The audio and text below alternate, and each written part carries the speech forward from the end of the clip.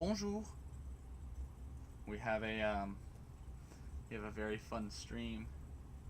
We have a very fun stream ahead of us.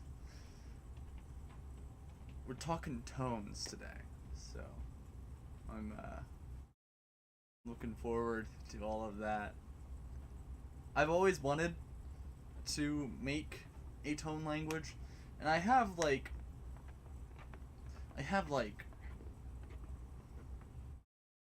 sketches of tone langs. Like, I have sketches of the tone systems and such. In fact, one of my tone languages was actually one of my sketches was one of the first instances I've ever had with glottalized vowels or creaky voice vowels. Um, but yeah. Oh, hello, Majahadra. Thank you. Thank you for the compliment about the hair. We have a long hair stream today because I can't find any hair ties. So we're just gonna go with that. So I'm gonna give people a few seconds to start filing in.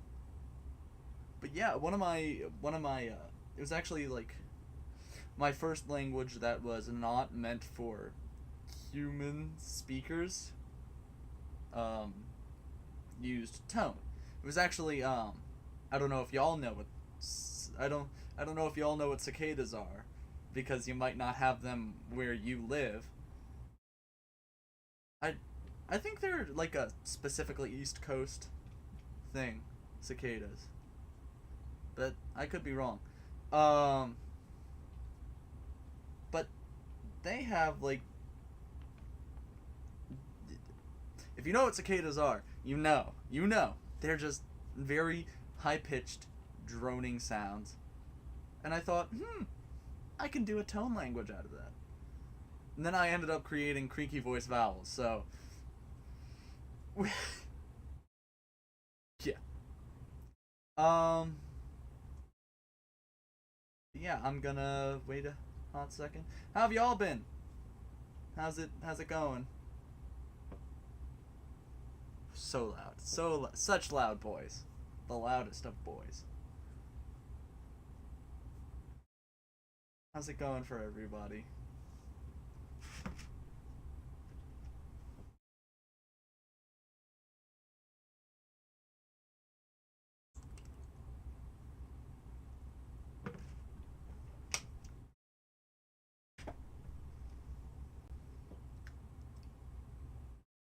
All right,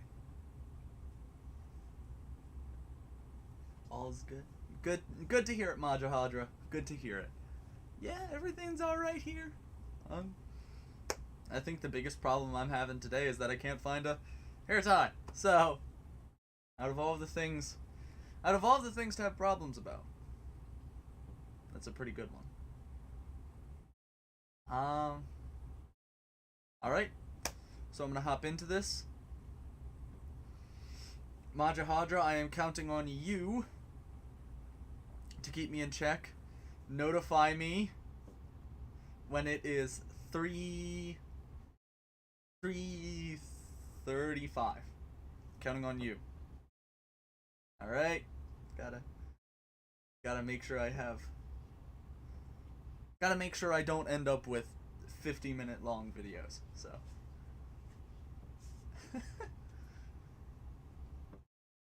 All right.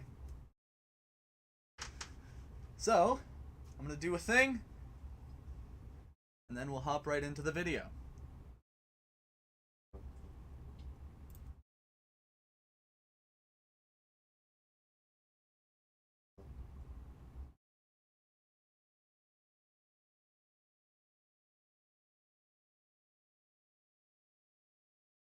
30 minutes from now, Majahadra. My bad. 30 minutes. Alright. I'm gonna do a thing. 3, 2, 1. YouTube, watch your tone. Because that's what we're working with today. while we've been working on Kea and what its language family might look like. We've been looking at the I variety of Kea. So, I think we are going to take a look at what's happening in the other branches of this family, or of this language tree. So, let me pull up my desktop.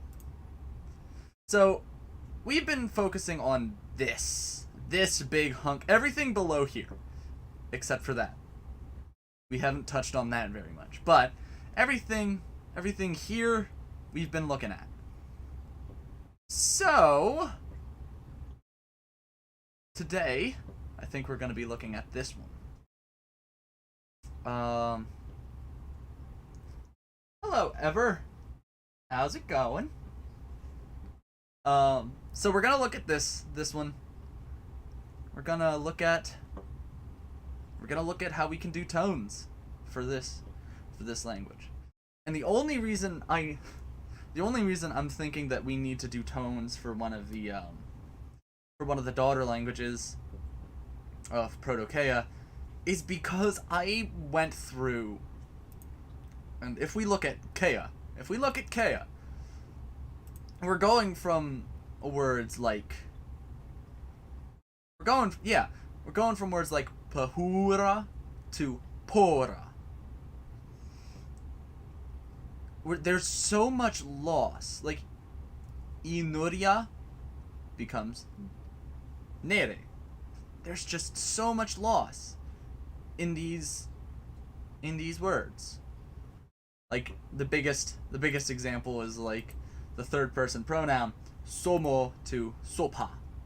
Like, where did that come from? First off, why did that nasal turn into a stop? So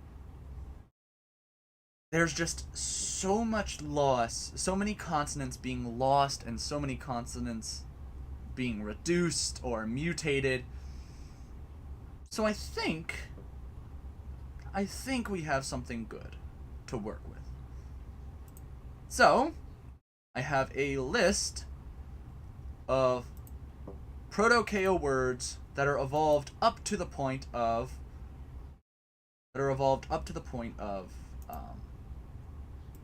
hold up, let me just make things easy for y'all to see. Evolved up to the point of this split right here. So, what I want to do first is I want to look through some of these and look at what are some trends, what are some trends, and what are some things that we can exploit for tone. So if we're just looking through all of this, we notice that there are no shortages of consonant codas, or of syllable codas, even if they are glottal stops at the end of words, right? So words like tayu, or just u, there are words like kiaftir, diarnu. Like, we get r a lot in codas. Inufur, yaten. That's something I want to play with. That is most definitely something I want to play with. So, kik or kik is fun. But yeah, we don't have there aren't very many opportunities. There are not very many words that do not have a word final coda. Um, so, I don't think that'll be a problem. Another thing, I don't think that's going to be a problem. I think there's going to be a whole lot of falling tones. And we can do some stuff with that. But, let's just look at some of my goals for this language, right? For the tones of this language. Ultimately, I want contours to be more important than level tones. So I don't want a 3-level system. No 3-level tone system. Think something around the lines of the Sinitic tone systems. Oh, Majahadra, there's gonna be plenty of falling tones. So, I don't want like a 3-level tone system. I do not. So taking inspiration from how many weeks ago was the minimalistic language? Taking inspiration from that, I want there to be phonemes that treated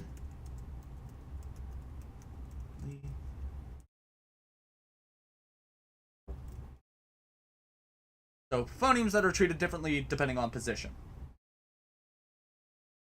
I have something for that. So, if we look at a word like gu or akuna, so if that's a Proto-KO word, then at a certain point that schwa would be lost, so it would become akna. To akna, which then later becomes atna, because stops before nasals become glottal stops. Atna. So, what we can do... Hold up.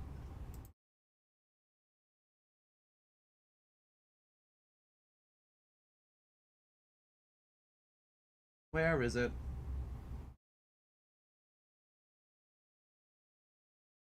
Oh, it's down here. Come on.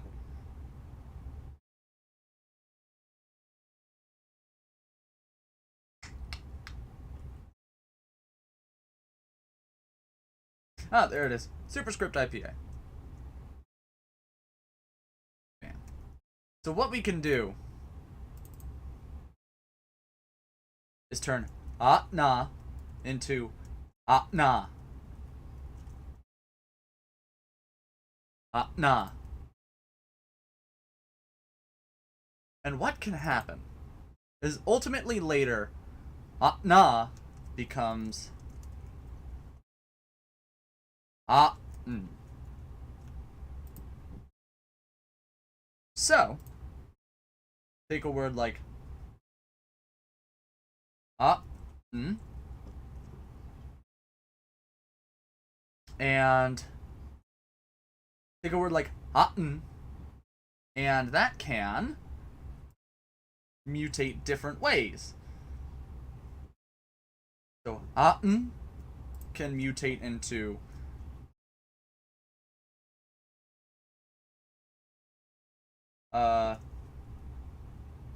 let's say that it becomes creaky voiced. We can do that, can't we? So it would become, we could say that it becomes a high creaky tone if it's in the coda.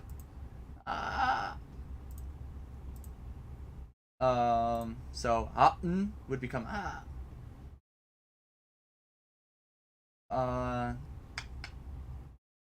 oh, I wish acutes and graves were Just all of those tone markers. I wish they were easier. But yeah, we can do that, or we could have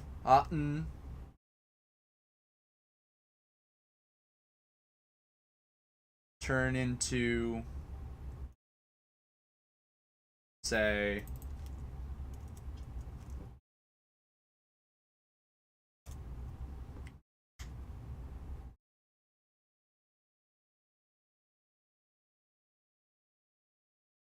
on.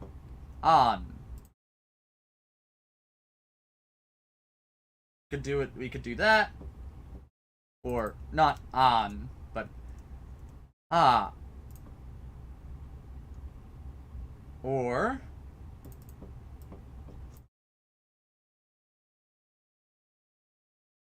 we could do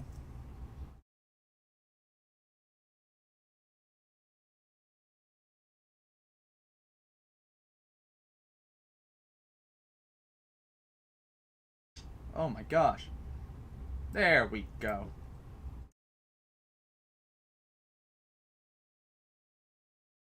Or you could do on, which I think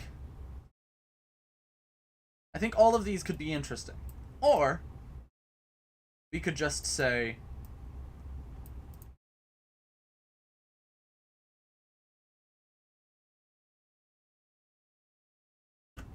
oh my gosh, there we go.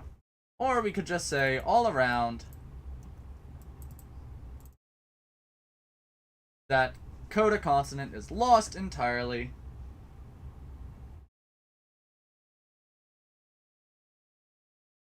I'm sorry, mind blown? Well, what do you mean leave out historical sound changes? If you're talking about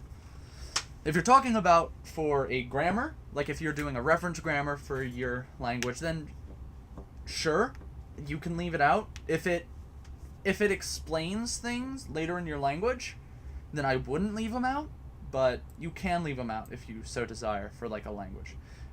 But if you want to do the historical method of conlanging, then I recommend at least having them written down so you can have some idea of at least having some sound changes written down so you can look at what things might happen, look at what shapes might happen. So like if we're looking at this, akna becomes akna, becomes akna, and which means a glottal stop is the only stop that happens before a nasal.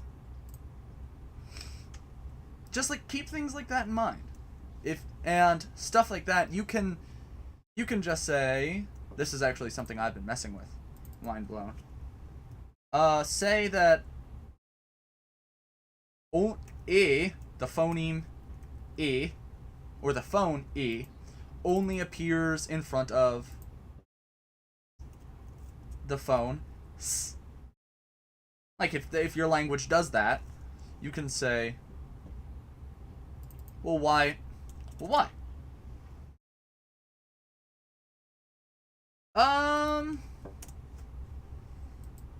So there's a bunch of situations. There's a bunch of videos that help with that. If there's one video that I recommend Bibluridian's conlanging series. I recommend that. How to make a conlang. Artifexian doesn't really do much of that, but he does like give ideas for stuff. Otherwise, I recommend something called the Index Diachronica, which you select phonemes or you select phones, and it gives you a history. So let's just look at p. You have all these different options: results from p, results to p, and results with context involving p. So, yeah, A to E in between P and R. Yes, Artifexian has great stuff for world building. Um, but like, he doesn't go very much into like history stuff, which that's fine. That's for world building. Um, but yeah. Okay, so I can. 1 second. You're get you're getting a look behind the curtain. Here you go, mind blown.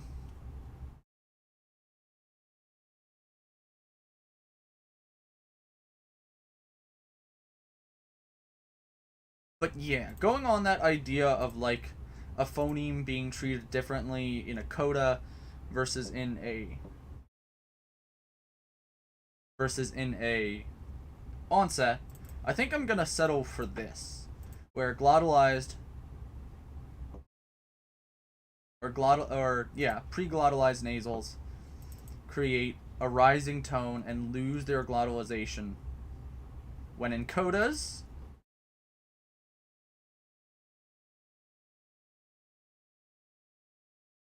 So, bam.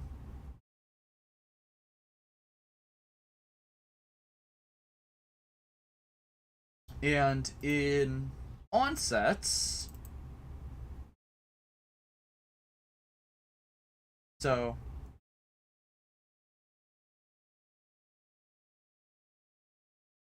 hold up. Boom.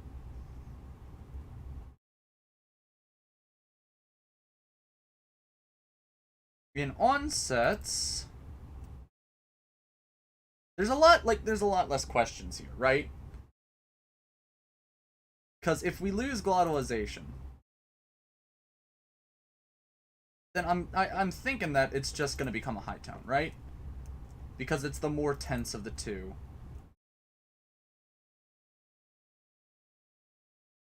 It's the more tense of the two nasal types, right? So there's na and na, which even there caused a high tone in my voice. Na, na, na. So if we look at, so I like that.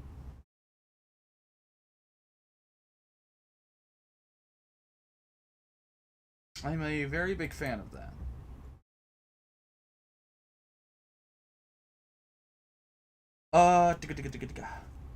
On and na. So let's write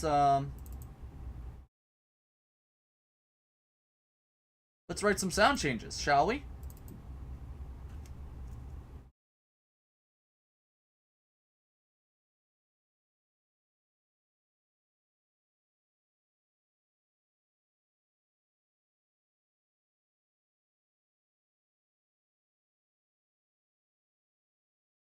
Just to like codify these.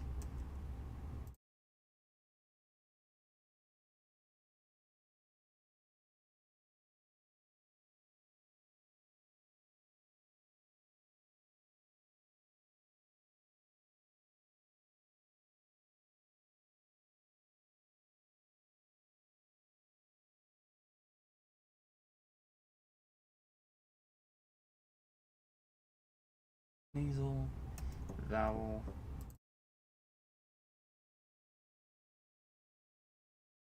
So right now we have two tones. We have a high tone and a rising tone.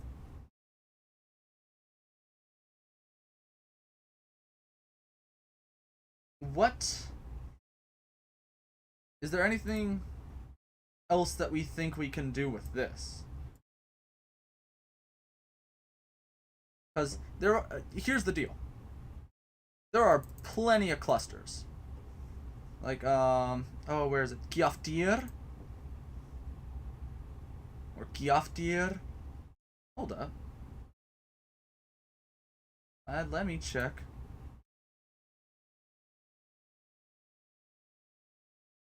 Where's the stress on that? Yaftir. Okay.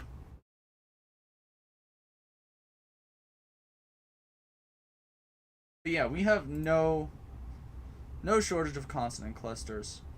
Yaftir.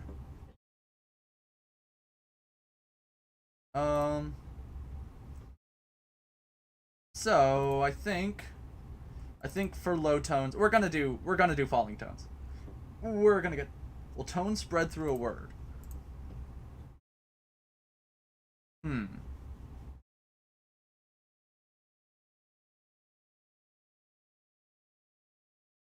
I mean, that would make it more of that Sinitic or the Sinitic style, wouldn't it?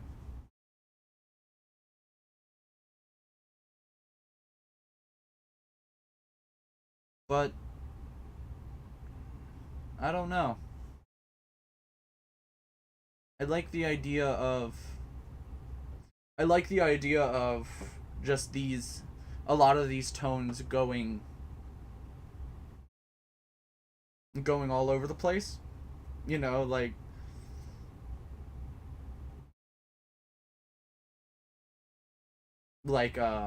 I'm trying to think of an example. I would say Vietnamese, but I'm not sure if Vietnamese has word tone. That's Vietnamese is like my bread and butter for a tone language. Um so hmm I just had an idea. So we can have this glottalization mess with stuff. We really can. Like, this is, we can have, but will tone spread through the word? I don't think so.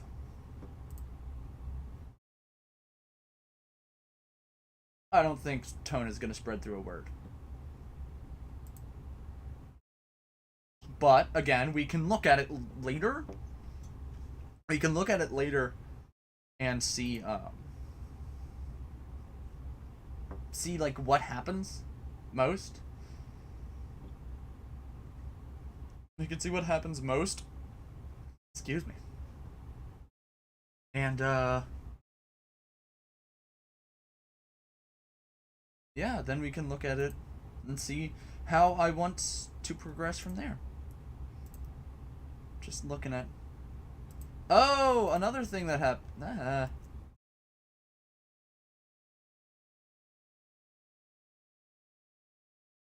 Oh yeah. Oh, Majahadra, yeah. That's gonna happen. The tone is going to influence other tones. That's literally the idea of tone sunty.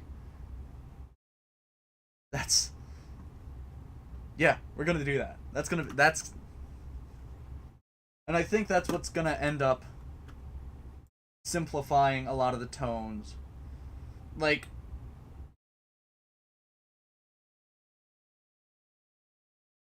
okay, so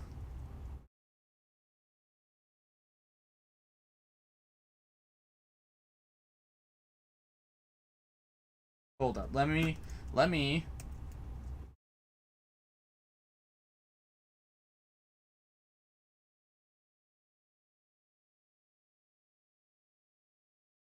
bam.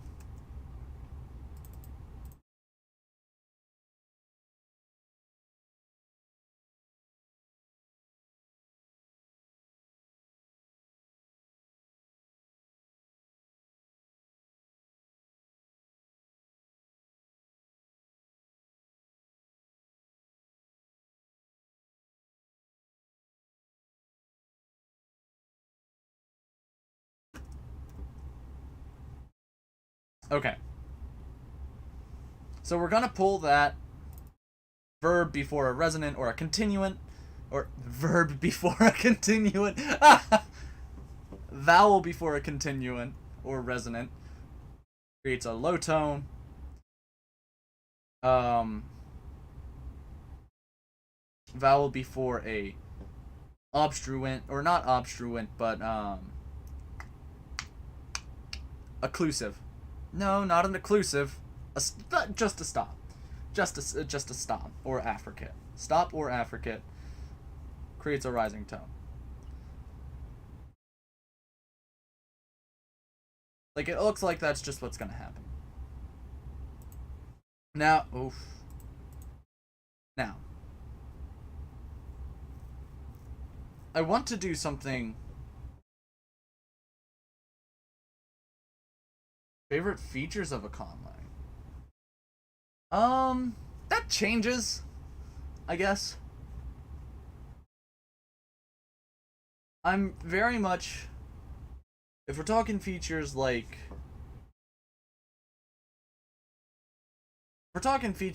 aspects of the conlang itself, like, I'm thinking generally the phonology is where I have the most, is what I have the most knowledge about, or the most excitement for. Like, I love phonology. Oh, thank you, mind blown. I like phonology. That is generally one of my favorite parts. I have a big book on syntax, so I'm reading through that. And during the break I'll go on to that. I'll talk a little bit about what I've learned so far.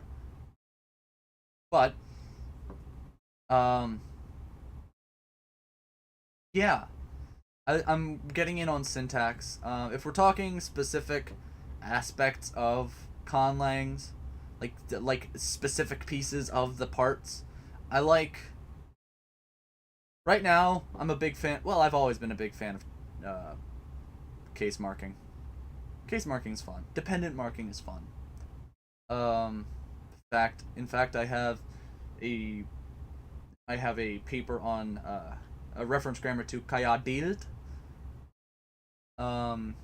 which does tense marking, which does auxiliary tense marking. Oh no. R or ir, a o e. I mean, yeah, Majahadra. Yeah, yeah. um. Oh, it's been 28 minutes. Oh no, I gotta. Ah! Okay. YouTube, thank you for coming along with me. We have 3 tones. We have 3 tones. 3 tones. There we go. 3 tones. Yes, 1, 2, 3. We have 3 tones. And we touched on, like, whatever the heck this is going to be. So, if you want to see more, go ahead and join us for the next one. Alright. Yeah. Bye. Right. Gonna do a thing.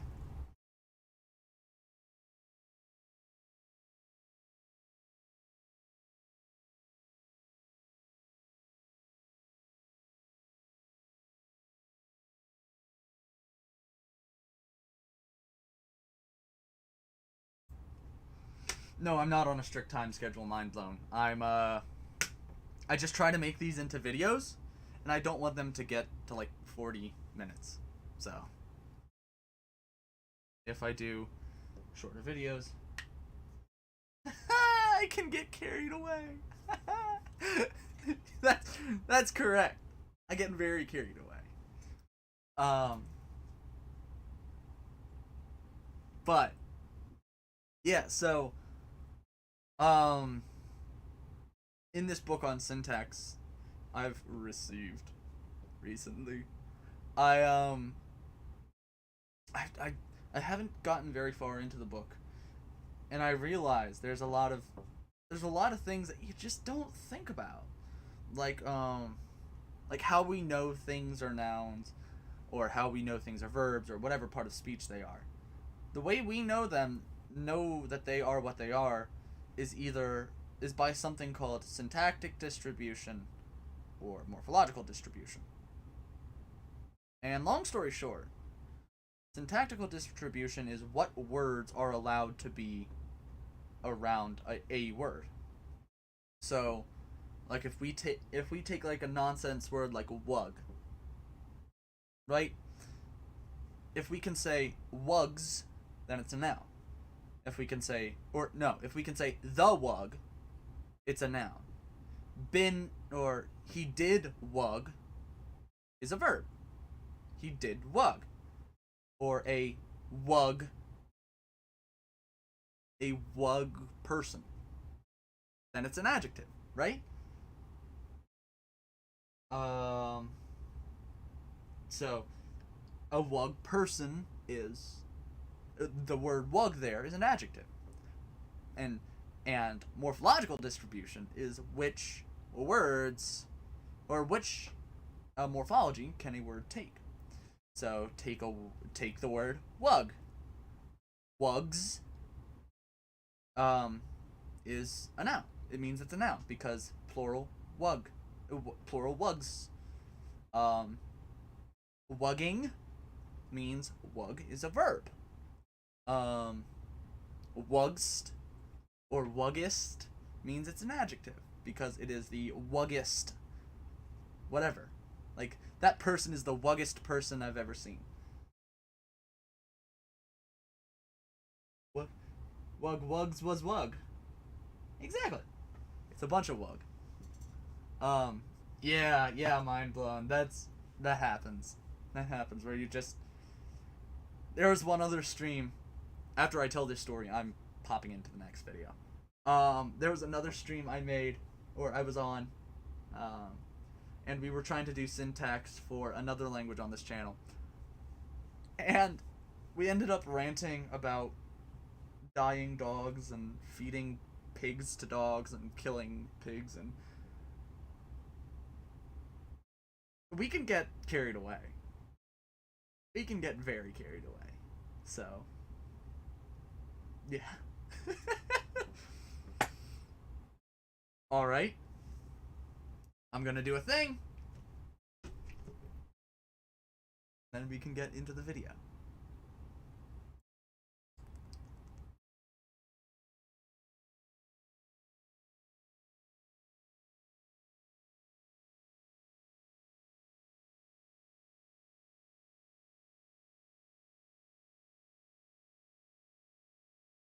YouTube, I've returned. I have returned. So, we touched on tone last episode.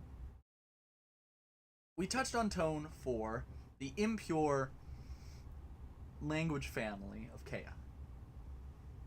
So, we're gonna hop right back into it. We figured out that we're gonna have a low, falling tone, a rising tone, and a high tone, and most likely an atonal tone. So, let's get right back into it. So, last time we touched, I started saying that I wanted to do something with this.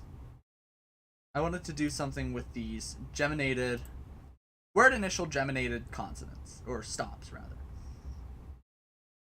Because it happens a bit. And I can tell you exactly where it comes from. It comes from a stop schwa H cluster. So something like take a word like B. Mind blown, I stream until 5. So, if you want to hop back in, I appreciate it. Right. So let's take a word like B. Okay? I can tell you exactly where that comes from. That comes from buhi. Buhi. Which P B. So,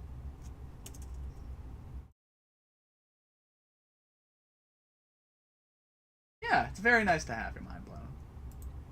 So yeah, we get words like pi and fear, pipa, piukuri, which I want to do something with that. I want to do something with a lot of these vowels. So like let's say let's take a word like piukuri. Well, that would probably end up with a tone system, something like pi u piukuri. And what we can do is ukuri. Ukuri. Thank you, Pixel. Thank you. I couldn't find a hair tie. So, that's what we're doing today. This is the style. But kika. Kika. We can end up with kika.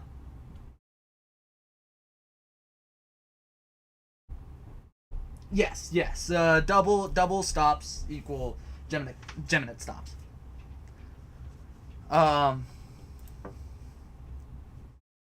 And vowels with macrons are long vowels. So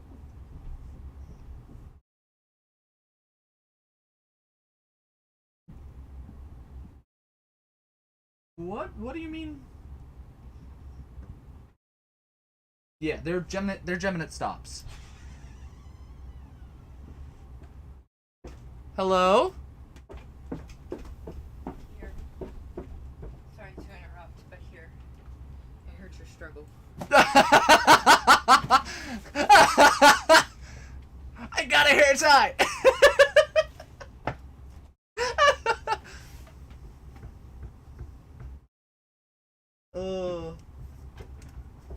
So, and just to keep the spirit of crazy hair alive, I think what I'm gonna do.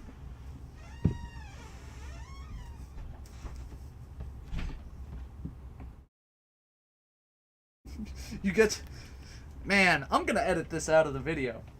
So I hope y'all are enjoying the privilege of watching the craziness.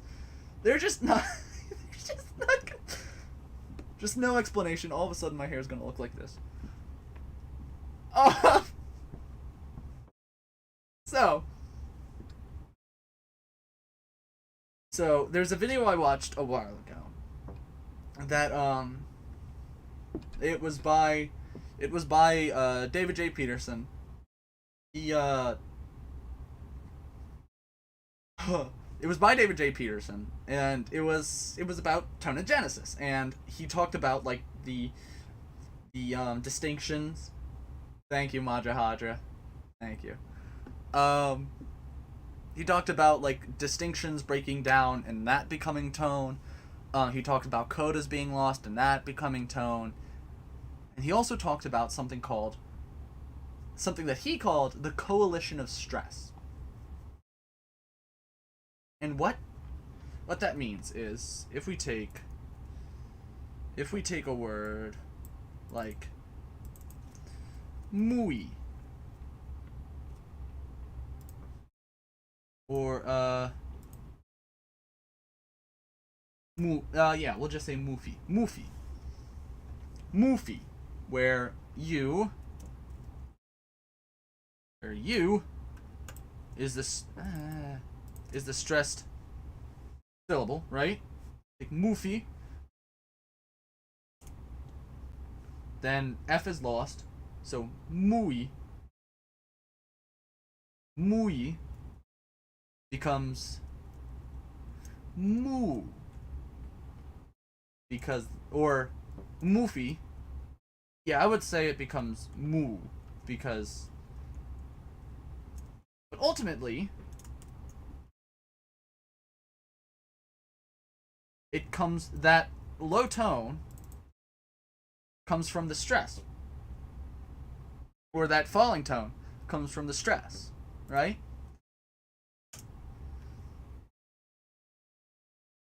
So I want to implement that. Because it's just very interesting to me to see stuff like that. And I'm trying to find, yeah, auna, so we can have a rising tone there. Auna.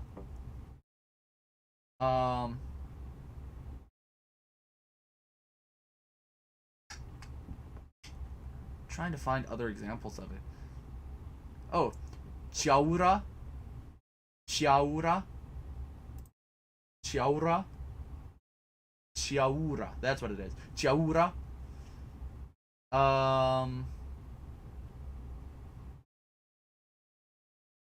Ooh, puua. Okay, so that might become like a peaking tone. But ultimately that comes to that ultimate, like, more contours than level tones, right?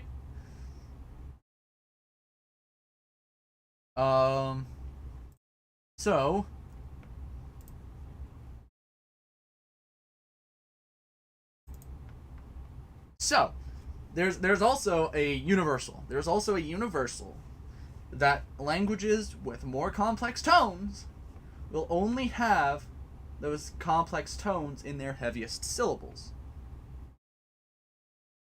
So what do we say to overlong vowels?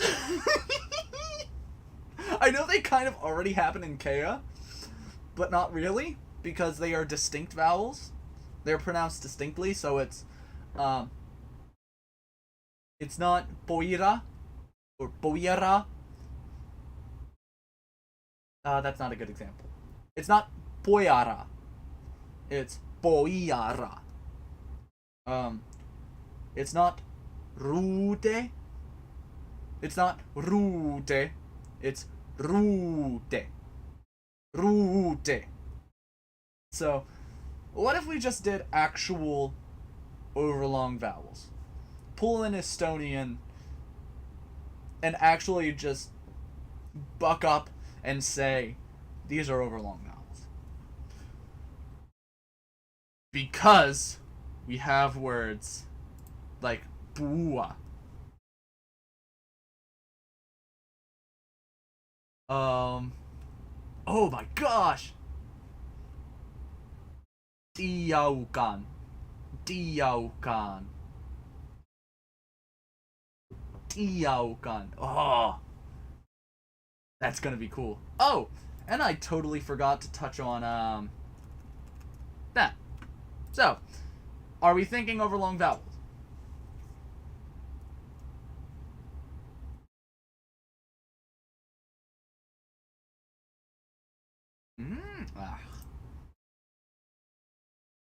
Develop a mandatory tone as a way to stabilize them.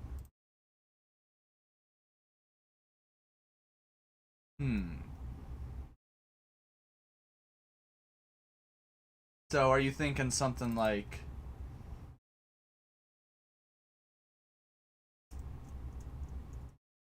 so it can either be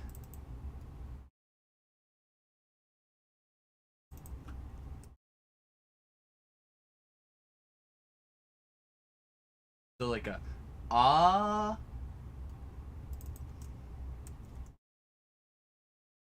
or the other way around.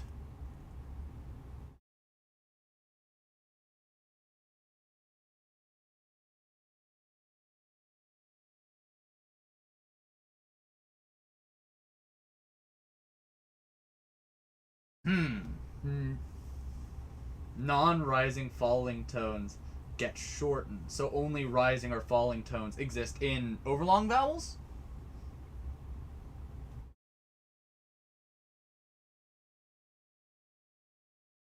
Or do we want all vowels to shorten down to either short or long?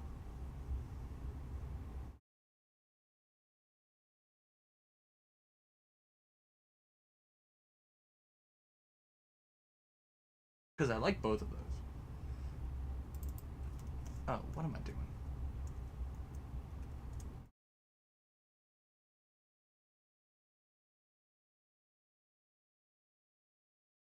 There we go. I mean, I like that idea of only rising and falling tones existing. I just am not quite sure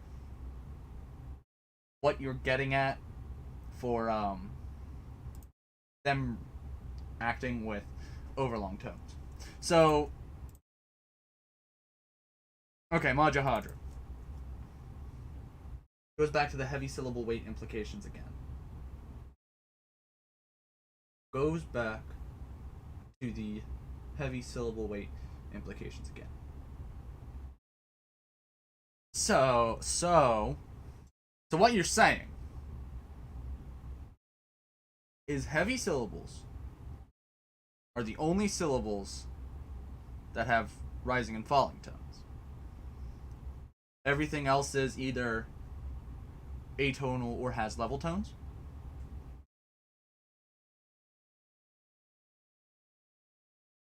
Let's do a thing. So da iya na.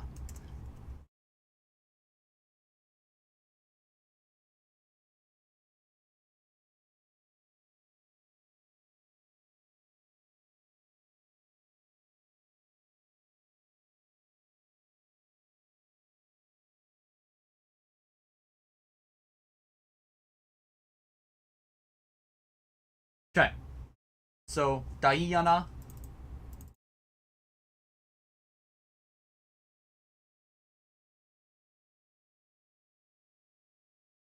I mean, I like that idea. My thing is,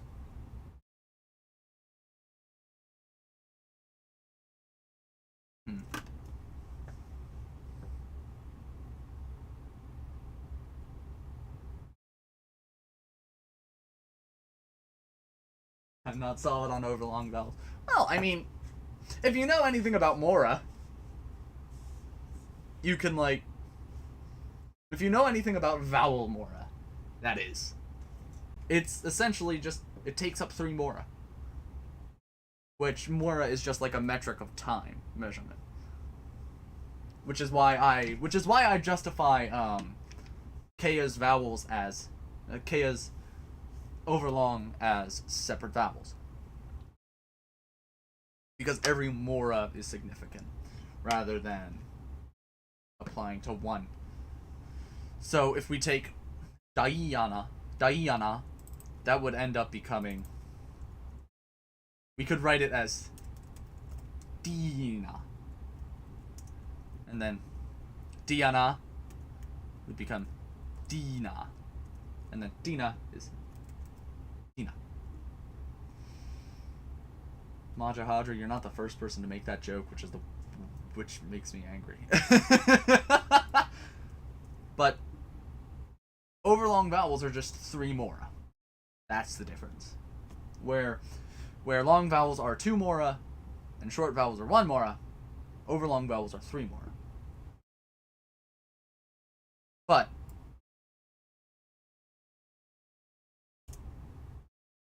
okay. So the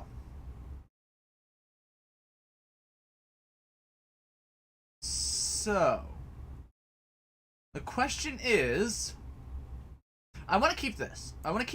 That is important to me. Doing stuff with glottalized nasals is important to me. Yeah, Mora, so Mora is a measurement of time in a bunch of languages. So think about Japanese. Konnichiwa. Konnichiwa. I only go to Japanese because I'm studying it currently. Furoba is the word for bathroom, or a bathing room, rather. Furoba. Furoba. Where that fu, the fu, is a long fu. It has 2 Mora. Golden is a 2 Mora syllable. Konnichiwa. Furoba, kitchen, kitchen. So, yeah, mora is a measurement of time, ultimately. At least the way I've heard it explained. But I don't think it's very much of a stretch to say that it's a weight as well. Okay, so yeah. Big thing, I want to keep that.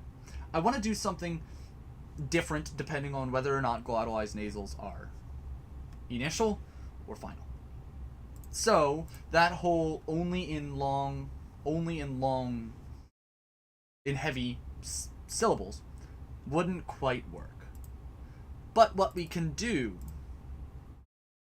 is we can have different realizations of similar tones in overlong. I want to do overlong vowels because we have words like bua or tiaukan. So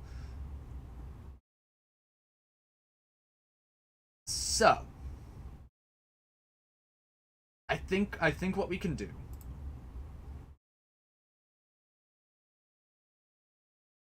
yeah, so let's look at what tones we have. Have high tone. We have rising, falling. And now I say forsooth that there can be different reifications of this in heavy syllables. Where ultimately, well, no, phonemically they would end up being phonemic, I think. If we're analyzing it as not a vowel length thing but a tone thing, then yes, it can be phonemic. But if we're analyzing it, hold up, let me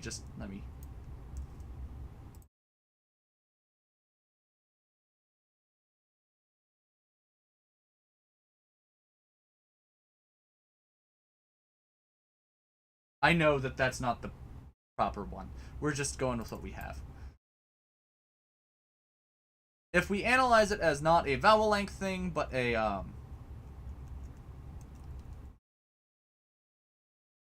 but as a tone thing, then yes, we can say that rising or peaking and dipping tones are phonemic. But if we're analyzing it as and we also have an atonal.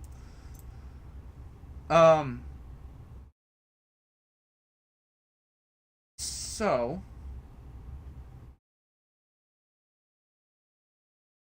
but if we want to analyze it as vowel length,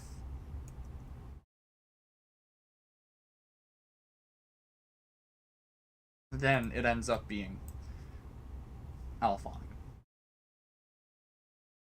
How do we feel? How do we feel about that? We can say that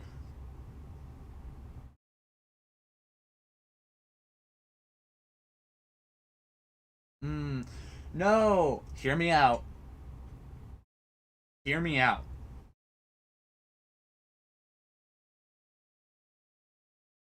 Bam, bam. So those overlong vowels have whatever.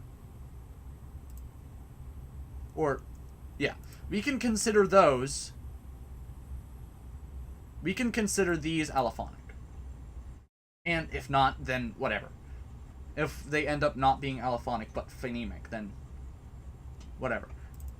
But what we can do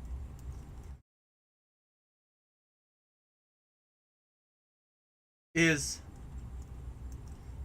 if the stressed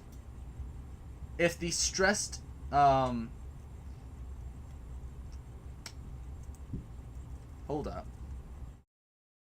If the stressed segment is initial, then we can say it does this. We can say that an overlong vowel becomes a falling low level. What inspired me to create this new language? The fact that I missed a lot of stuff with the other one, with Kea. I missed a lot of stuff with Kea. There was a lot of stuff I just looked over. So like, say if we have a word like, well, diauna. So, diauna. Then we can say, if all of these three vowels merge, it becomes Dina. Then, if we take like a word like pua, then that would become ba.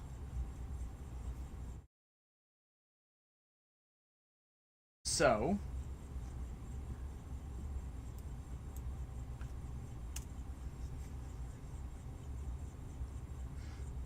I struggle to give that a name.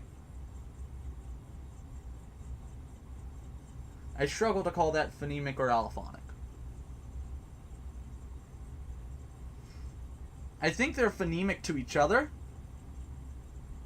if I end up creating minimal pairs. I would call those phonemic to each other. But I think they would be allophonic otherwise.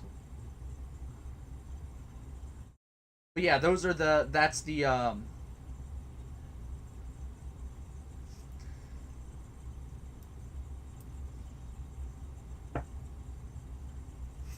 phonemic. Yes. Phonemic. It's beautiful. Okay. So let's look at this tone system before I close out. Let's look at this tone system.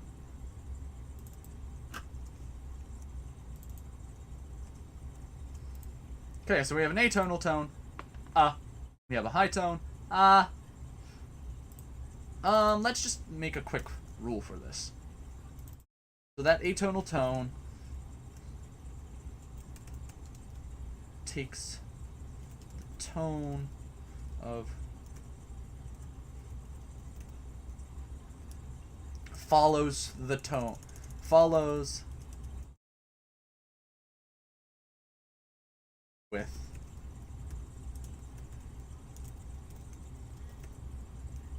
through tone with the previous mora. So an atonal tone, an atonal vowel after a high vowel will be high. After a falling vowel will be low. After a rising vowel will be high. So atonal, high, falling. Which might also be phonemic with, which might be allophonic with peaking. Rising, which might be allophonic. Rising, which might be allophonic with dipping. Okay, and then overlong rising, and overlong falling,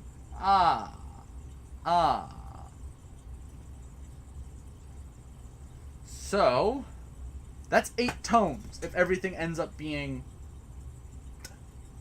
like simple. If everything ends up being simple, that is 8 tones.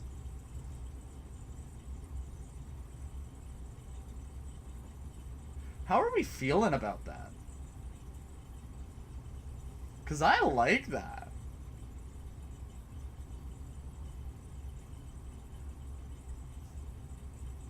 How are we? Simple. Yes. If things end up being simple, which we know they're not going to be, because I took Kea and decided to destroy it, and Kea was simple. It's cool. It's cool. I dig it. I dig it a lot. Alright. YouTube, if you enjoyed my ramblings and my hypotheticals, then go ahead and do... I hope you like dogs. If you liked the dog, go ahead and do all those YouTube things. Like, share, subscribe, send it to your dog. They'll like your dog will like the barking. But yeah, there's gonna be more in the next episode, so if you liked it, follow up, check out the next video. Alright. See ya! Tell your dog about it. Tell your dog about it! Oh, it's so cool. I'm loving this. If you can't tell, with a massive smile on my face. Alright. I'm gonna do a thing, then we're gonna hop into the next one.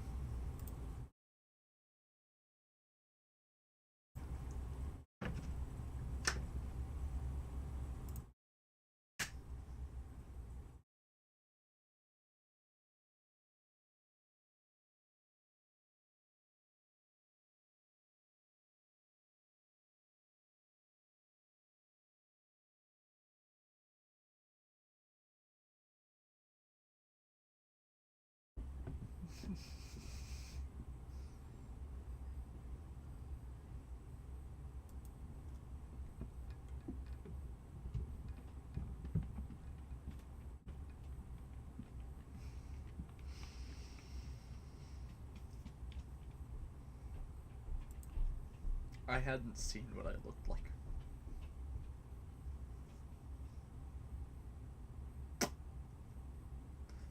I look like a root beer bottle. Like, you know those candies? You know those candies that are like clear on one half and that's what I look like.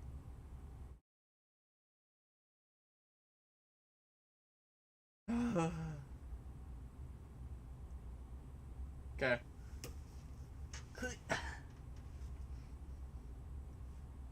3, 2, 1.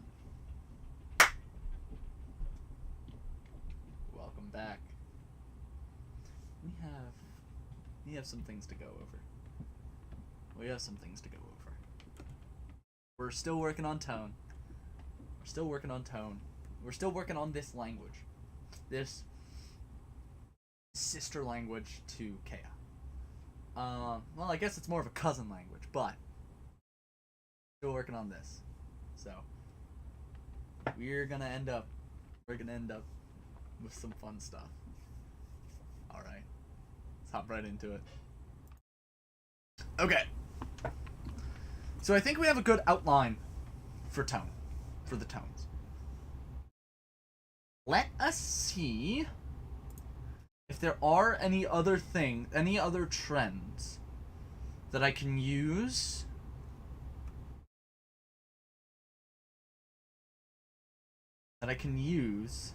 in creating sound changes. Okay. So that happens a bit, where it's a nasal and then some sort of obstruent. So there's... I saw another one. Where is it?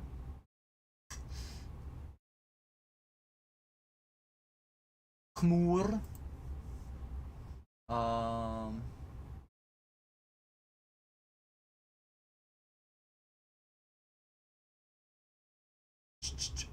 That happens a bit too, where it's 2 resonants in a row. Urm.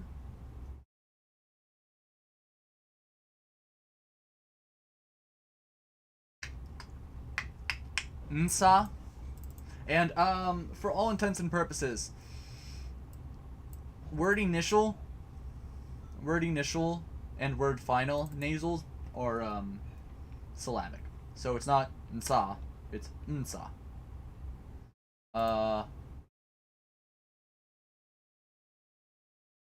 So ashen.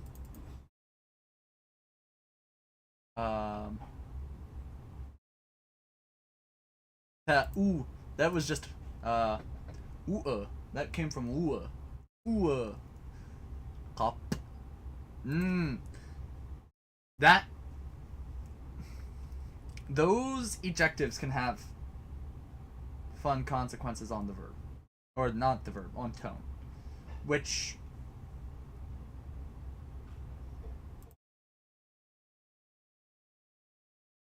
Okay, I'm gonna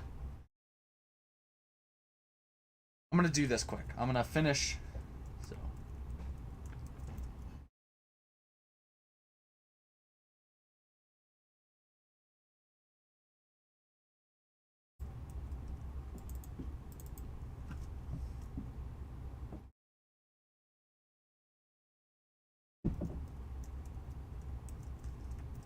Okay. There, I have that written down.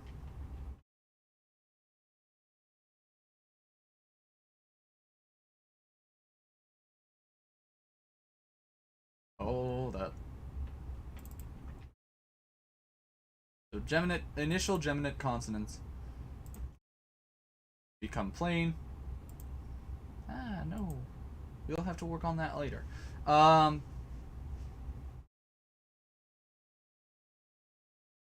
Trying to see. Ashen. What can we do about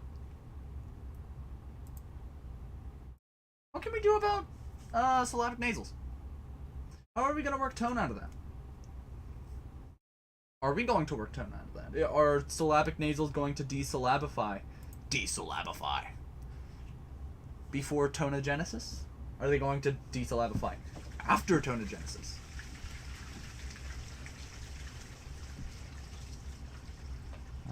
Utiar, ukiat, uta, u, ayu, una.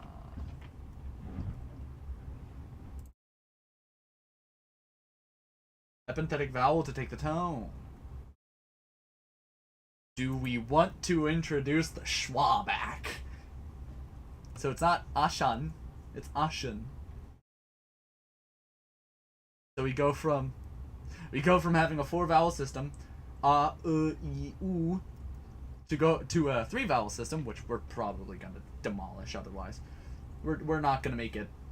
It's not gonna stay a 3 vowel system. But do we want to reintroduce the schwa? That would be fun. Army? Yeah, in clusters we can say,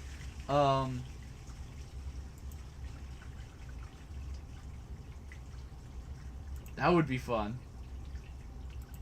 Nasals. Epenthetic schwa before nasals in clusters or when syllabic. So, there's one like sna, nsa. Nice, Majahadra. There's one word like nsa. Yeah, nsa. So that would become... We're doing it. I'm doing it. Stealing.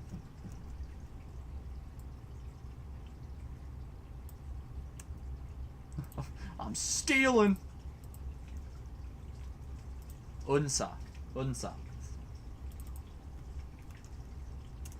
So in clusters, so urum would become urum.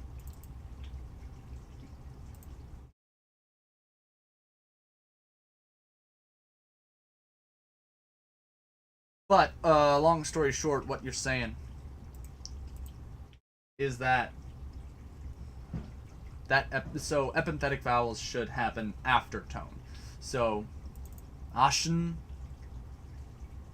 wouldn't end up with that. Wouldn't end up... So, wutir, I just saw that. Do we want to just say resonance when word initial before obstruents gain an epenthetic schwa? Otir.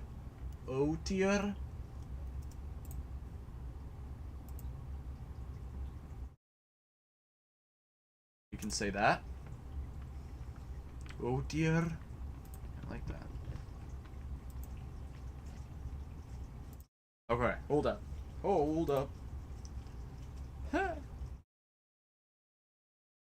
Oh, I'll work out Lexergy later. Bam.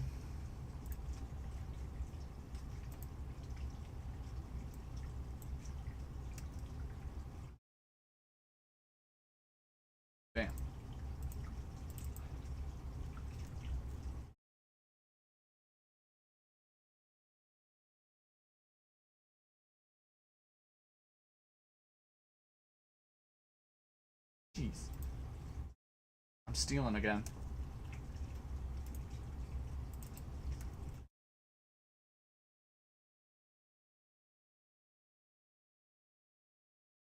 Okay.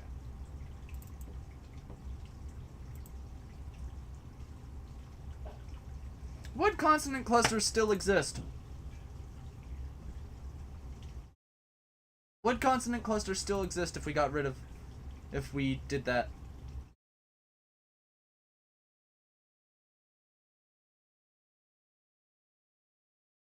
Not if we remove every single consonant in a cluster. So if we did, like... trying to find one. Oot. We'll just worry about the fact that that's a w later.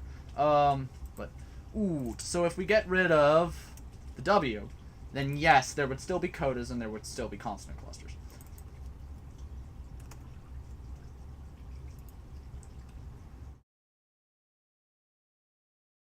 So, do we want to make sure that it happens more often? Do we want to say that it happens? I think we want to say that it happens before tone.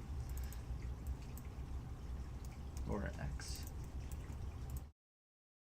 Okay. And then later. Well, no, because then... Okay, so we'll say that it happens word final. So Ashen becomes Ashun. Which is fine by me. Ashun. And Ashun ends up without tone, as it would otherwise. I think eventually it would end up without tone. Like, the tone would get ground off of it. Because it's being used so often. So, schwa, epenthetic schwa inserted between consonant clusters. When at the end of words. Or let's just say resonance.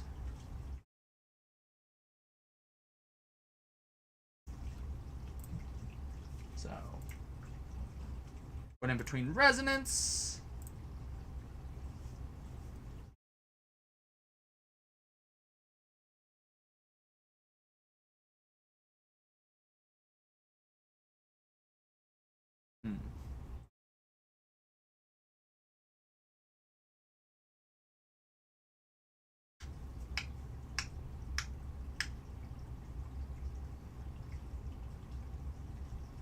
Yafkir. Yafkir. So that would end up as a falling tone. Yafkir. Here. Yafki. Yafki. Yafki. Yafki. That's gonna end up with some fun. That's gonna end up fun. Yafki. Or Yaki. We're gonna have to touch on that later. But words like pipa, pipa, or piukuri.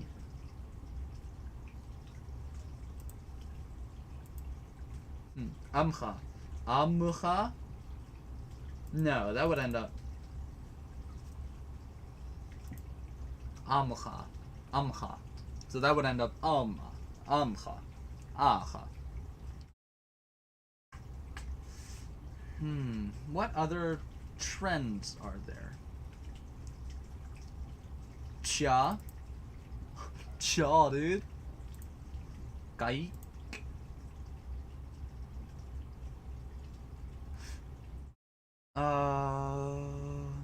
Indeed. Where is it? Nsa. Nsa.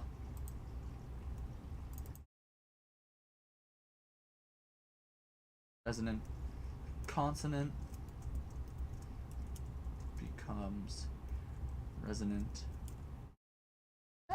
Well, I mean, fair. Ooh. Consonant. Bam. So, is there anything else we're thinking of for trends? Does anybody see anything? Lucium? Lucium. Lucium. Art. So that would end up.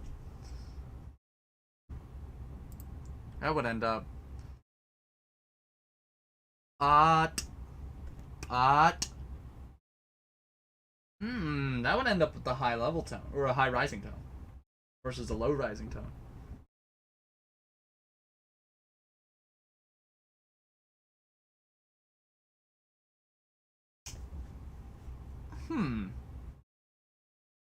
I wonder, would that count as a rising tone? Or would that count as a level tone? Or would that still be a contour tone?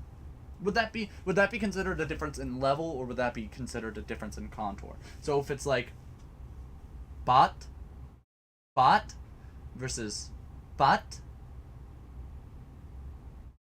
or do we just say that a high rising tone ends up?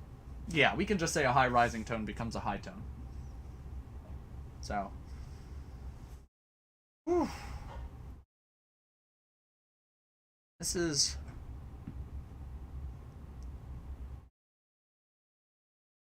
and it sucks that I don't have more words and I don't have more like compounds, because then we would see what would happen at morpheme boundaries.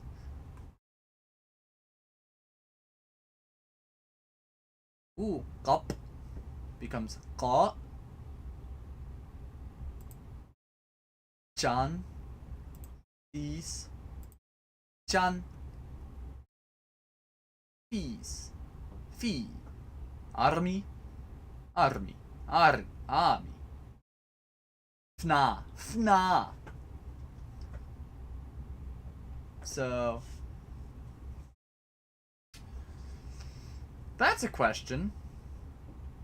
Do we want to have every obstruent that comes before a nasal become a glottalized nasal? So fna to na. We can have a creaky voice. Fna to na to na. Na. Which would then ultimately na.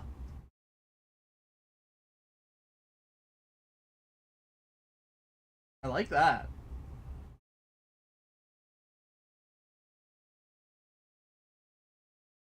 I like that.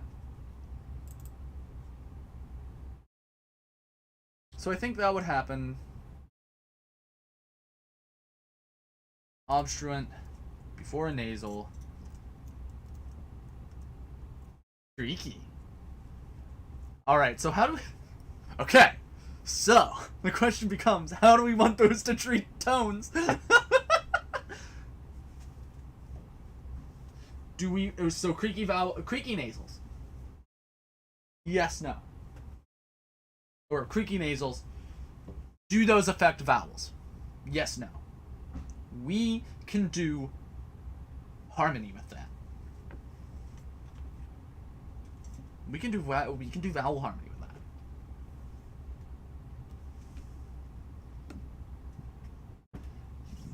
So take fni or fna, like where's it? Fna. Well, if that gets creaky, nah. Then we can say that creakiness spreads. Like say fna. Like take a word like fnaki. Okay, so naki. Okay, so stops would block it. Naki. But take like a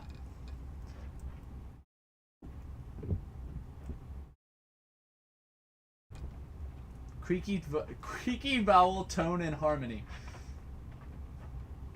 are 4 good words. What happens if we just look all that up?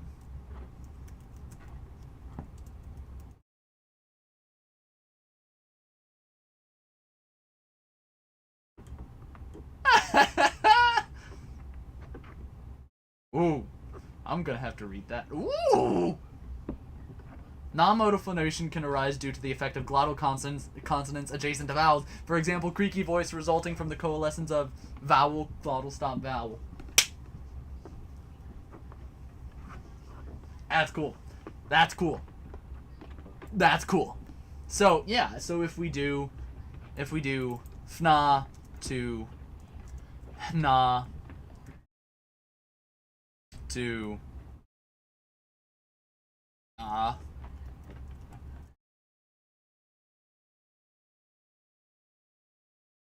So that leads to a question. Do we want it to only affect labial fricatives? Do we want it to affect other fricatives?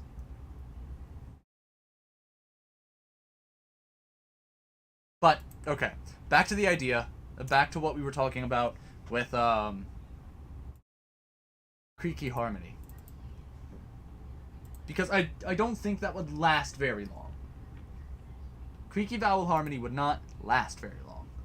But the effects that creaky voice can have. So take a word like oh.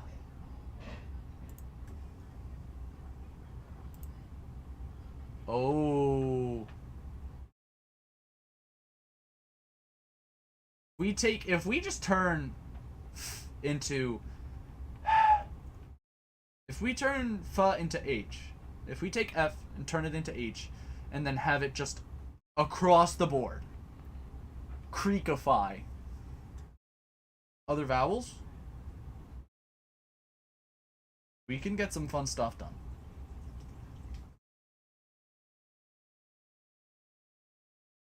Okay, so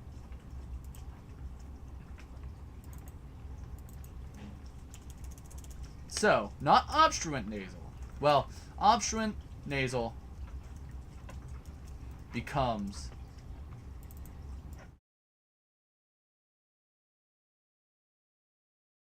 and bam.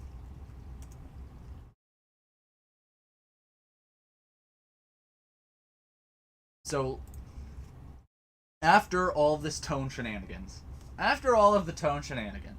we can say f to h in all circumstances. Which, hear me out, plain p to f. Just non-geminated, non-ejective p to f. Because there are plenty of words. Hold up. There are plenty of words that just have p.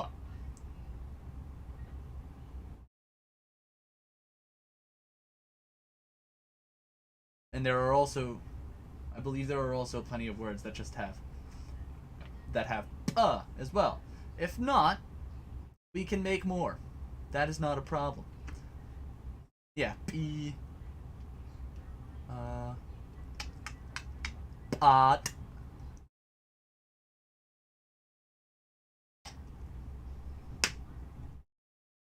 Yes. Oh my gosh, I love that Majahadra.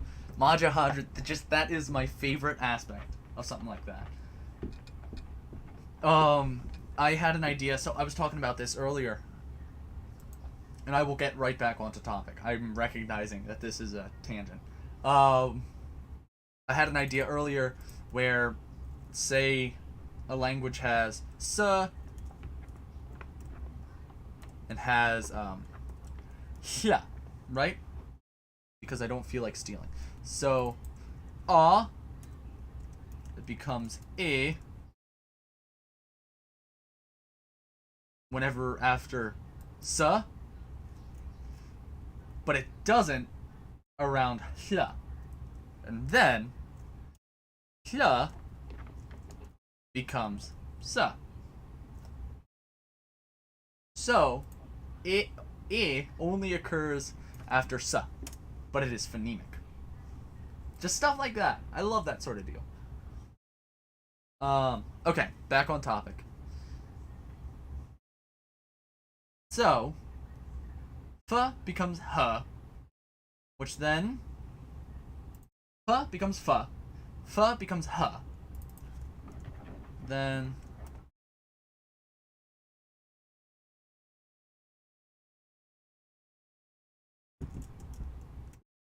So we'll just steal this because I don't feel like.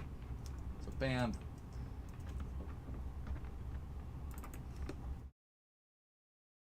Or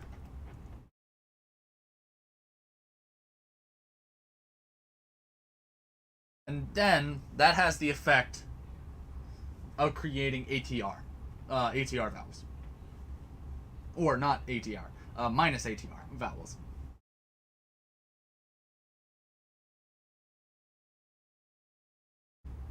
So if we take a system like I, A, U, then have a little bit of in there. Add a little bit of So, whew.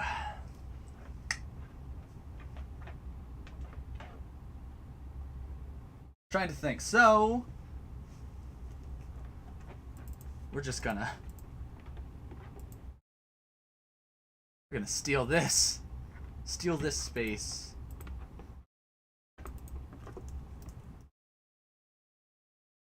Voice harmony.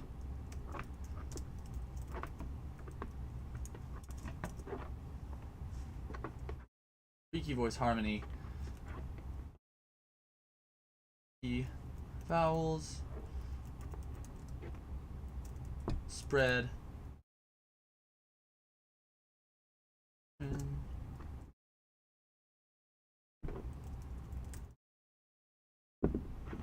Through surrounding continuance.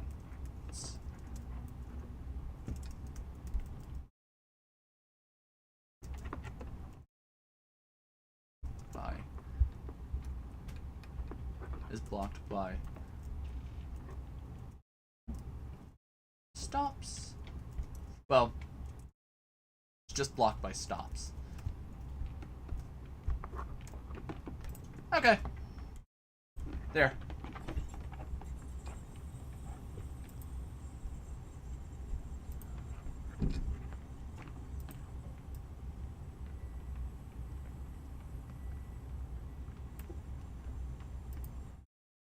Okay. Hold up. Boom.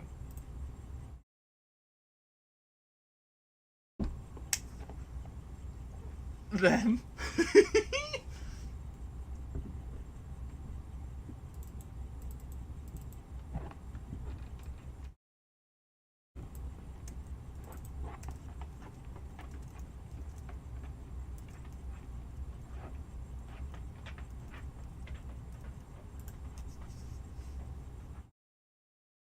so we have tongue root harmony along with this tone.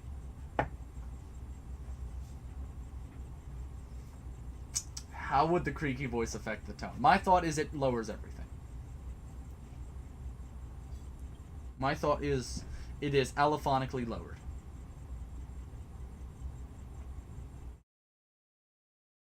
Allophonically? Phonemically? What do we want to call that? I'm gonna let this episode run a little long because there's a lot of time left in the stream. Do we say that allophonically? Again, I don't think it would be a tone problem. I don't think it would be a problem with the tone. I think it would be a problem with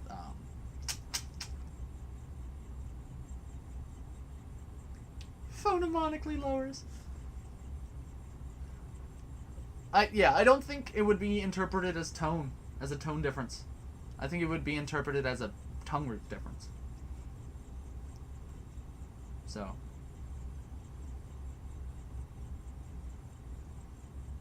Okay. So yeah. Creaky vowels. And I won't worry about I won't worry about messing with that in Lexergy because we'll just be able to know. But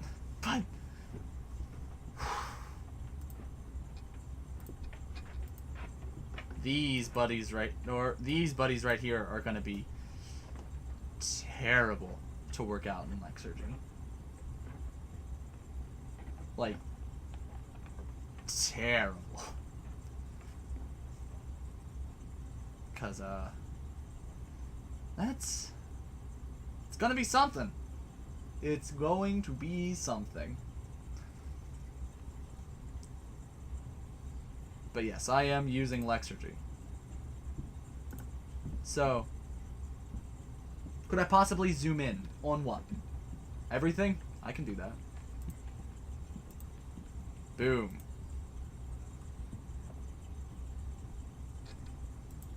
Okay, so P to F. P goes to F.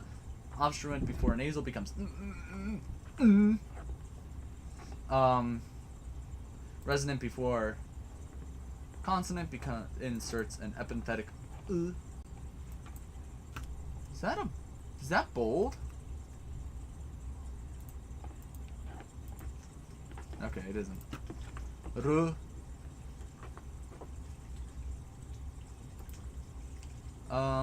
But yeah, these overlong vowels are gonna be the death of me working in Lexurgy.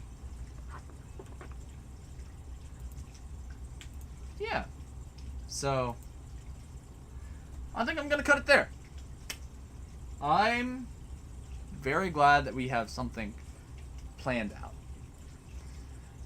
We have tongue root harmony. We have tones. So I think this is gonna be fun. But yeah, I'm just gonna cut it here. I'm gonna cut it here for YouTube. So, thank you everybody for checking in, for watching this episode. We did a good bit this week. So, if you enjoyed watching, then go ahead, do all those YouTube things. Like, subscribe, and share. And you know what? Show this video to your front door, because I'm positive it'll find it absolutely eye-opening.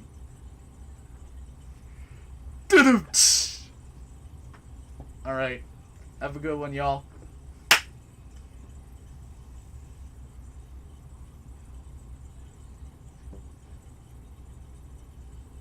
Eye-opening. Eye-opening. Eye-opening. Eye-opening. Eye-opening. Where is it? No. Eye-opening. Eye-opening. Where's the rim shot? Oh.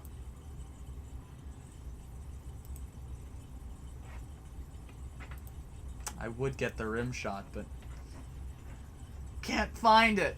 I literally just have a rim shot sound effect that I created. Majahadra, if you would have seen, if you looked at the if you would have watched like the sound the alarms. You want to hear sound the alarms? We're gonna. But I can play sound the alarms.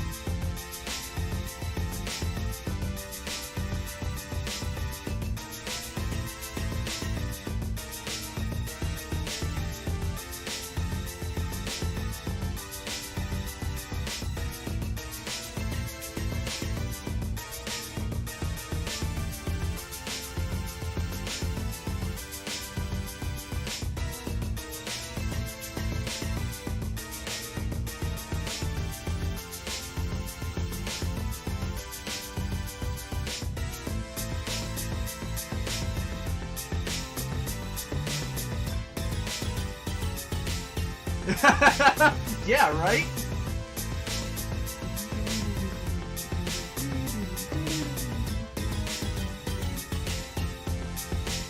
Yeah, no, I have another YouTube channel.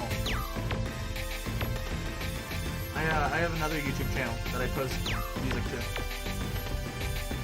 So, every once in a while. Every once in a while. I had it going for like weekly.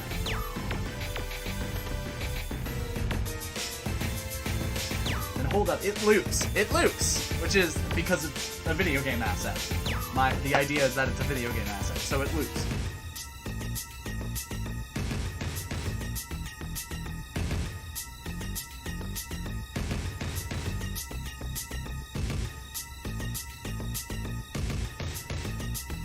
So, yeah.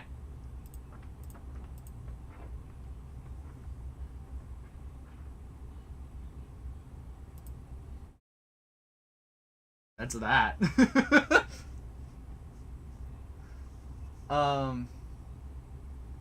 Yeah, no, hold up. Let me...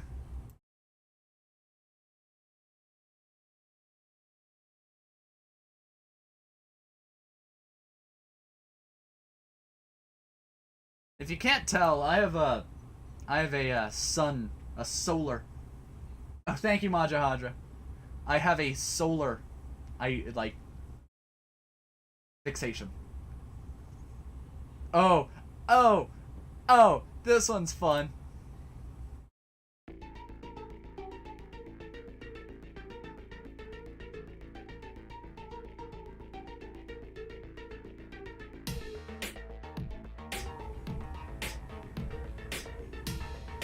This one isn't as fleshed out as the other ones, but...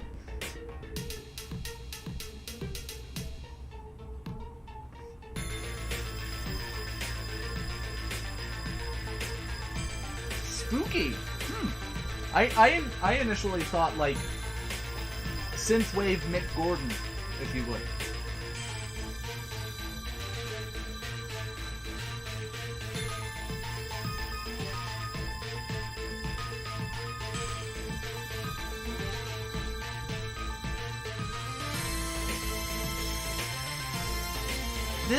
This one isn't one of my stronger pieces.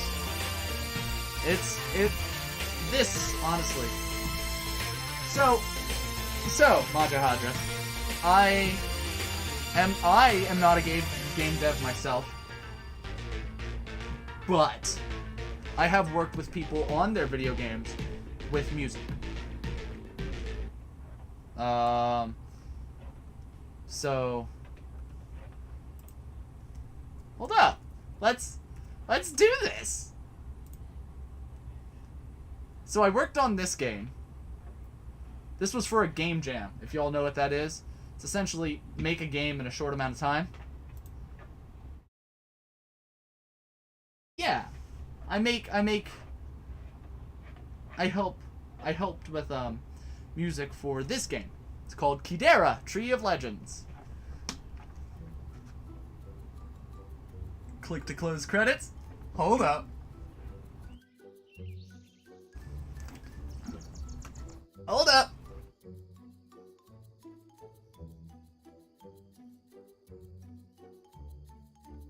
Music made for this game by Deep Solar. Woo!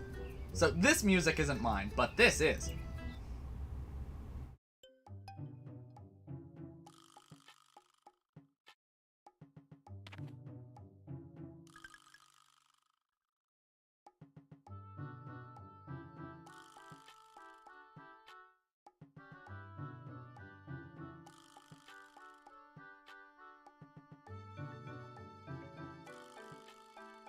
I forget half of the controls. What the heck? But I wrote this. So.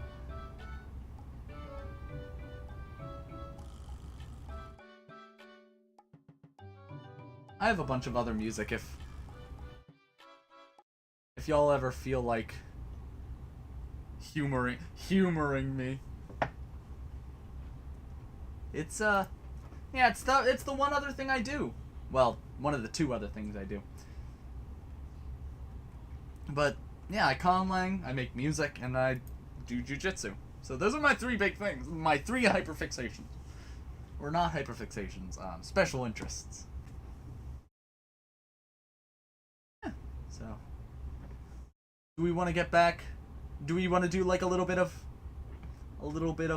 post-video stream exclusive conlanging work? Oh, language game. That would be cool. I think it's super hard to do. And well.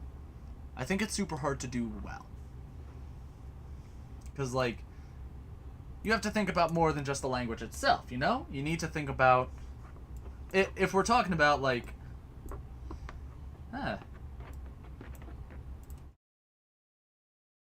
If we're talking about, like, stuff... Are you talking, like, Scrabble? Or Wordle? Like, stuff like that? Or are you thinking, like games based around language? Or are you thinking about, like, legit video games with plot based around, like, discovery or explanation or of said language? Because, like, both of those have their drawbacks. You know?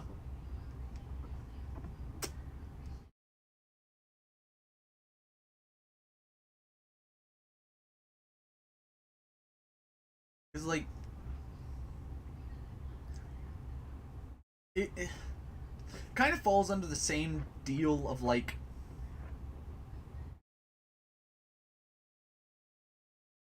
decipherment. Oh, so here's the problem with those sorts of games.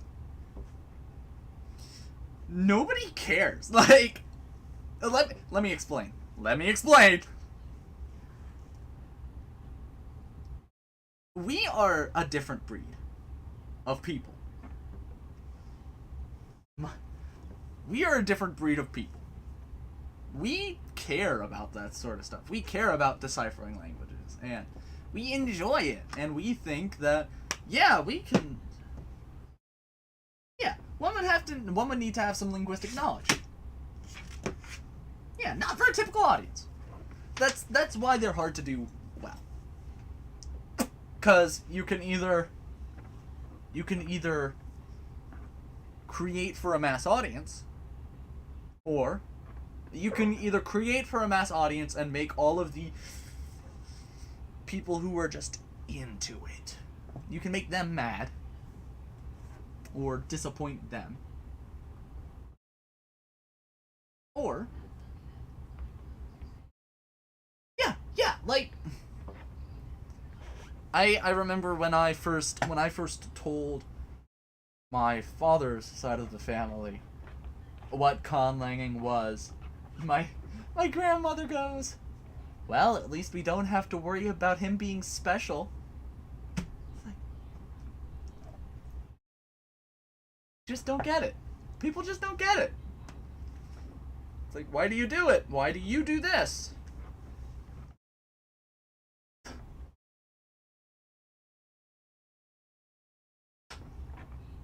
Oh, for the word game? For the... Yeah, I mean, ever. It's up to you.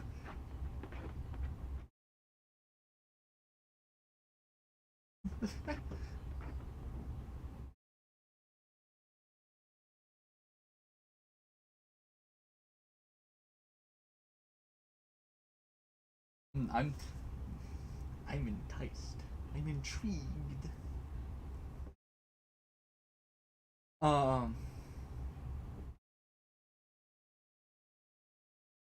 Yeah, it's like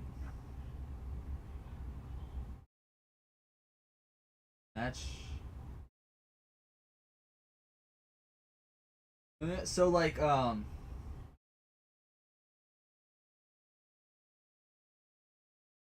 like a Duolingo style sort of deal.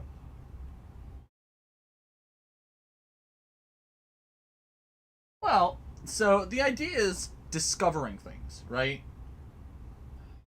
Majahadra, am I right with saying that? Like, we're discovering the language?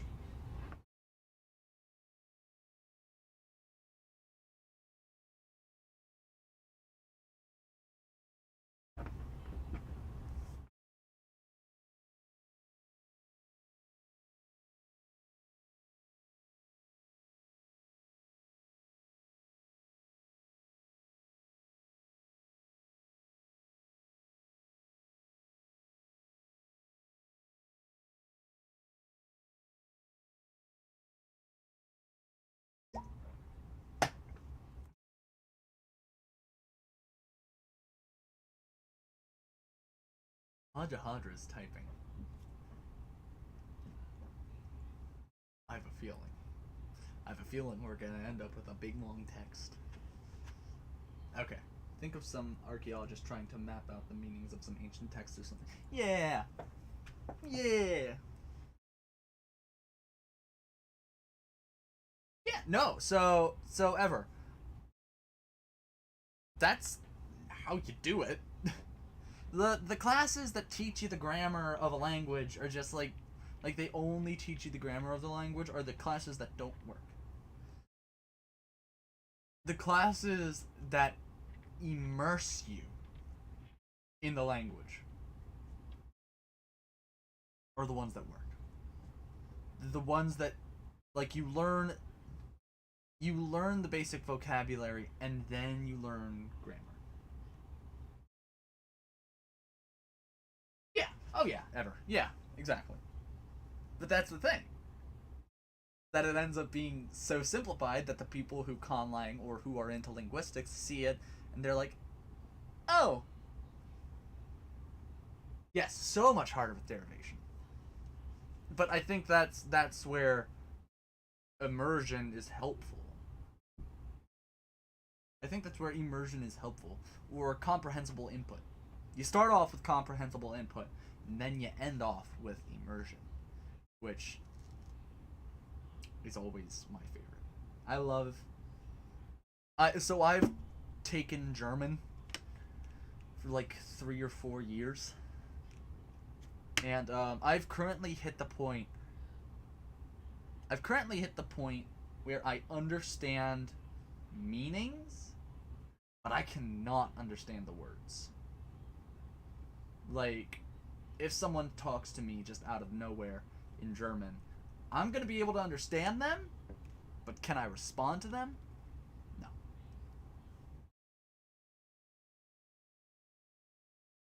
Hey, ever nice. Oh, Majahadra. Yeah, just have like totally un-English sounds, like just have clicks.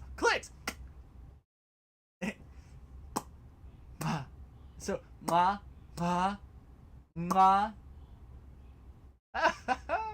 That would be fun. Watch them just fumble over clicks.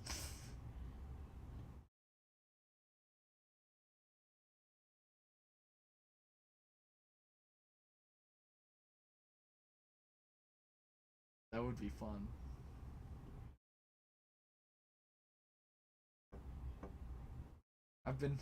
I've done like a rate my romanization, and I don't know if you were there, Majahadra, but it was for Ofsugitri. I was trying to figure out how to romanize a and aw.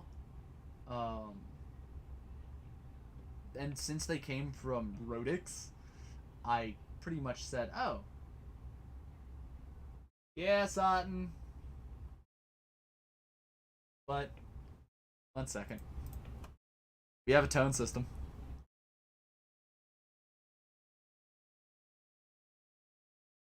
Ich wohne in einem Bungalow auf dem Land. Nice. Yeah, Satan, we have a tone system. Atonal. Soton. But we have a tone system. And we have overlong vowels. And we have creaky vowel harmony. Or ATR harmony.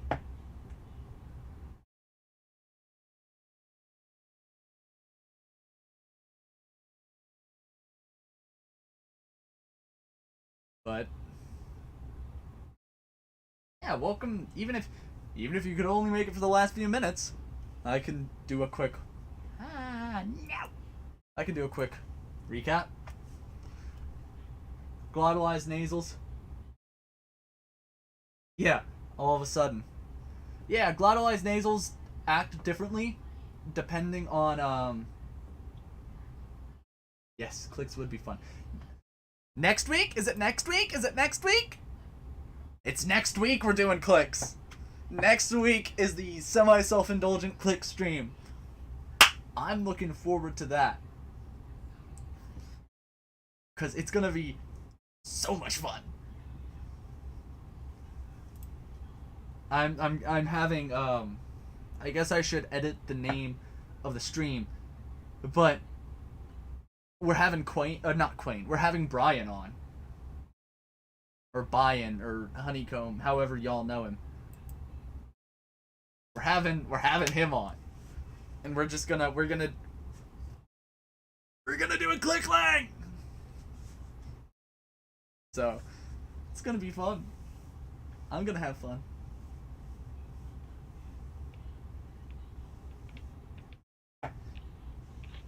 Minus ATR, also known as OTR. I don't, so, okay. So, hot take. I don't like the term retracted tongue root. I prefer the term advanced tongue root.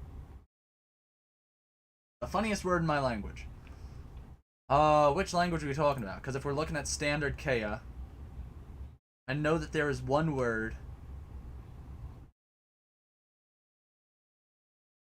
0 TR.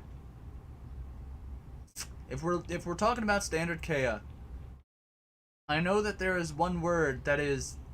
Oh, here's a good one. Patimo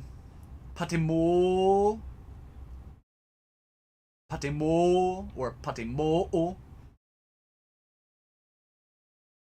Hey, what's the difference between ATR and RTR, Zon?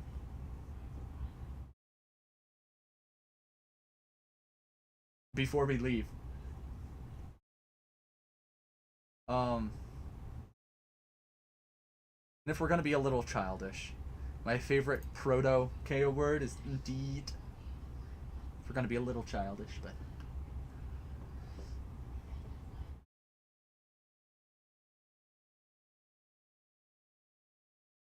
What?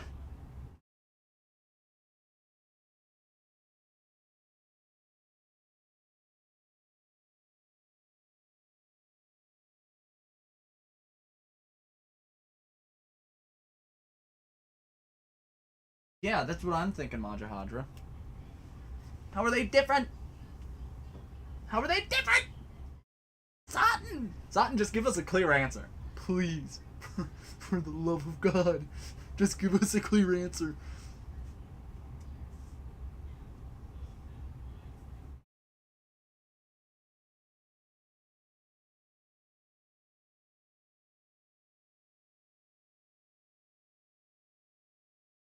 But, hear me out, son.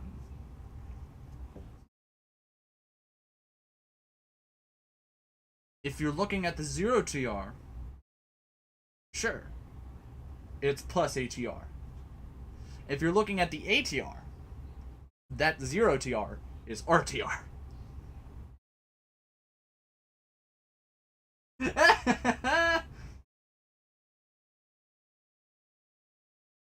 Okay. I'm gonna call it here, guys. I enjoyed talking to you and just hanging out for this last hunk of stream. So, yeah, it was fun. Have a good one, y'all. I'm out.